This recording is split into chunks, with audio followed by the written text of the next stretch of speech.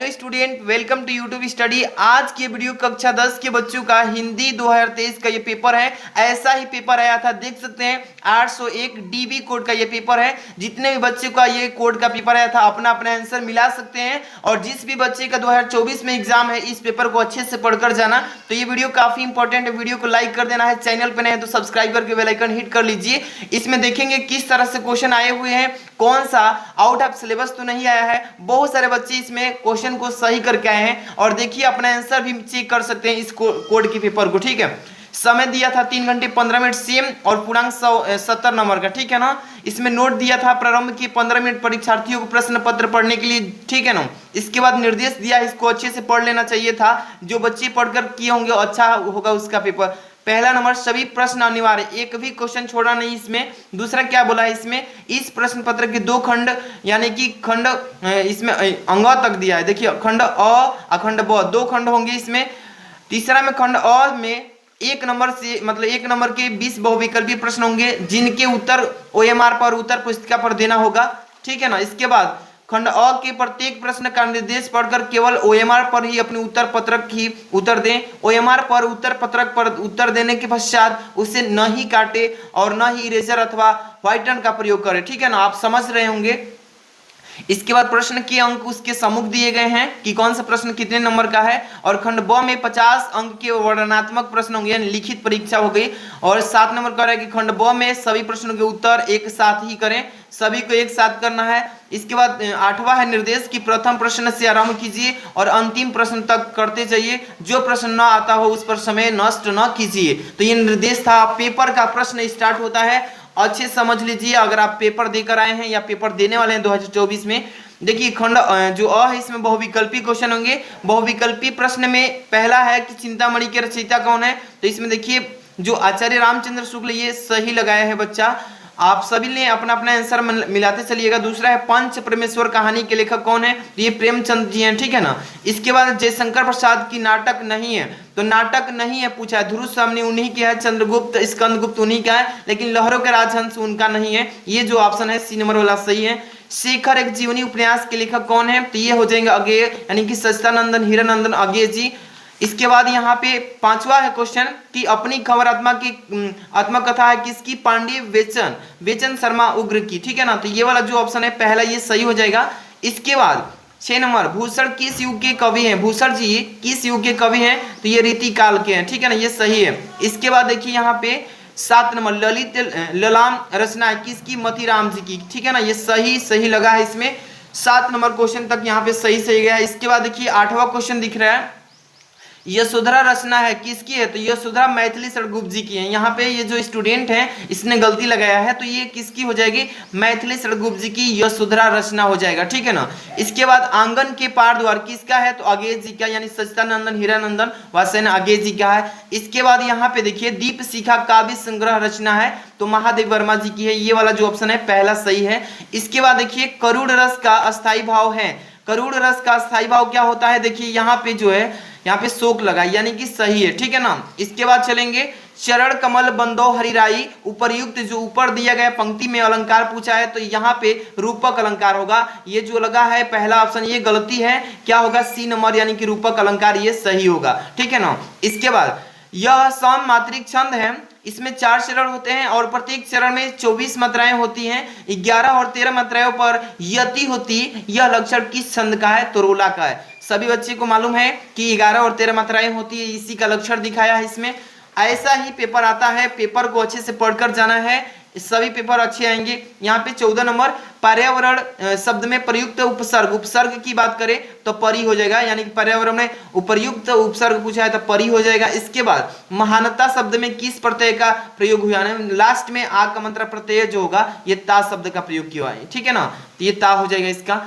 सुख दुख में समास कौन सा है, तो द्वंद्व समास, ये सही है। ठीक है ना, चौथा ऑप्शन।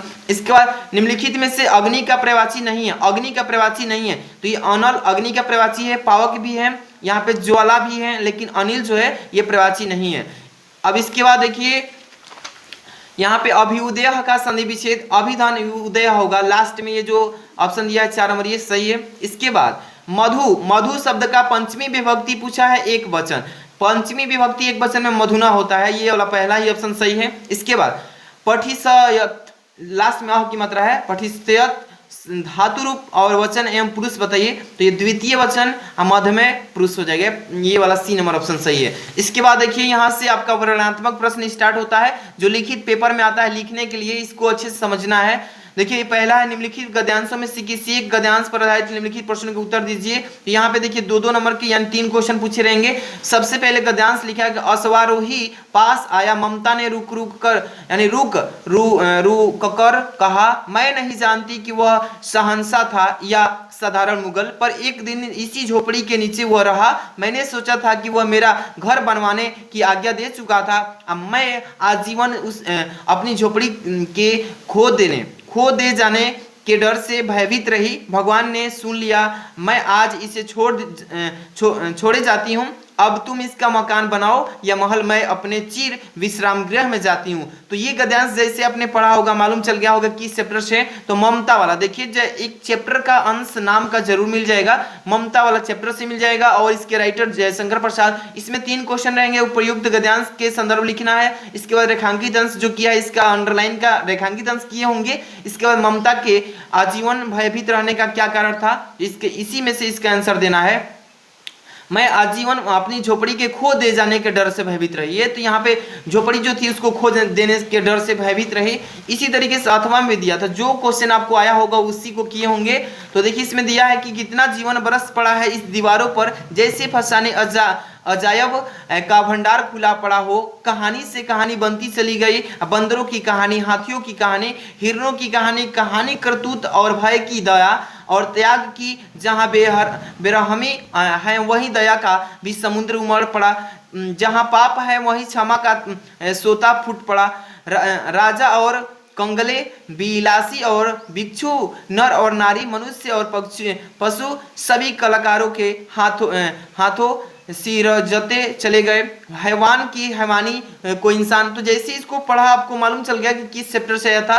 तो अजंता वाला चैप्टर इसको दिया है, जो कि डॉक्टर भगवती शरण उपाध्याय जी ने लिखा है इसको। तो इसमें 3 क्वेश्चन दिए होंगे। पहले संदर्भ लिखना होगा, रेखांकित अंश की व्याख्या करना होगा, देख रहे हैं ना।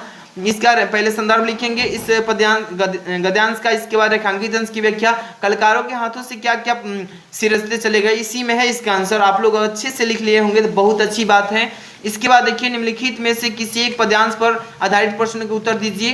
तो देखिए यहाँ पे पूर्ते निकसी रघुवीर बधु, यहाँ पे धरी धीर दये मंग में डग है, झलकी भरी भालकनी, जल की पूटी सुखी गए, मधुराधर वह फिर बुझती है चलनो अब, केतिक फुरडाकुटी करी हो कित है, तीय की लखी आतुरता, पिय की अखिया अति चारु, चली जल छुए।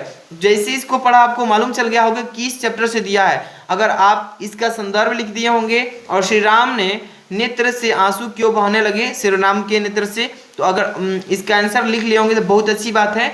इसका अथवा में भी दिया था इधर कि मेवाड़ केसरी देख रहा केवल रण का न तमाशा था, वह दौड़ दौड़ करता था रण, वह मान रक्त का प्यासा था। देखिए चढ़कर चेतक पर घूम घूम करता, यहाँ पे करता सेना रखवाली था, ले महामृत्यु को साथ साथ मानो प्रत्यक्ष कपाली था। जैसे इसको पढ़े ये पद्यांश को आपको मालूम चल गया किस चैप्टर से, तो हल्दी घाटी जो कि श्याम नारायण पांडे जी लिखे इसको।